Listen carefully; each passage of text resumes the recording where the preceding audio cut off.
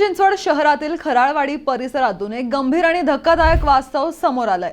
घरपोच gas cylinder 96 तासात देण्याचा जिल्हाधिकाऱ्यांचा स्पष्ट आदेश असतानाही प्रत्यक्षात हा आदेश केवळ कागदावरच राहिल्याचं दिसून येतंय। गॅस वितरकांकडून या नियमाचे उल्लंघन होत असून नागरिकांना सिलेंडरसाठी 10 ते 15 दिवस प्रतीक्षा करावी लागते। त्यामुळे नागरिकांमध्ये तीव्र नाराजी व्यक्त होते। जिल्हाधिकारी जितेंद्र डुडी यांनी 16 मार्च रोजी बुकिंग नंतर 96 तासात गॅस घरपोच देणे बंधनकारक केले होते। तसेच OTP द्वारे वितरण करण्याच्या सूचनाही देण्यात आल्या होत्या। मात्र या आदेशानंतरही परिस्थितीत कोणतीही सुधारणा झालेली नाही।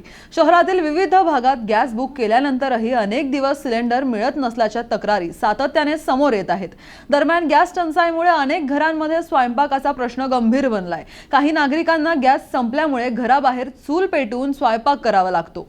त्यासाठी लाकूड किंवा कोळसा शोधण्यासाठी नागरिकांना भटकंती करावी लागत असून त्याचे वाढलेले दर गृहिणींच्या बजेटवरही मोठा परिणाम करतायत।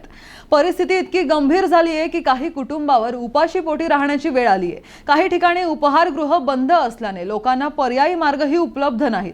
आर्थिक परिस्थिती कमकुवत असलेल्या कुटुंबांना इलेक्ट्रॉनिक साधने खरेदी करणेही शक्य नसल्याने त्यांची अडचण अधिकच वाढली आहे। एकीकडे प्रशासनाचे आदेश आणि दुसरीकडे प्रत्यक्षात दिसणारी ही गंभीर स्थिती। आता प्रश्न असा आहे की प्रशासन यावर ठोस कारवाई कधी करणार आणि नागरिकांना दिलासा कधी मिळणार।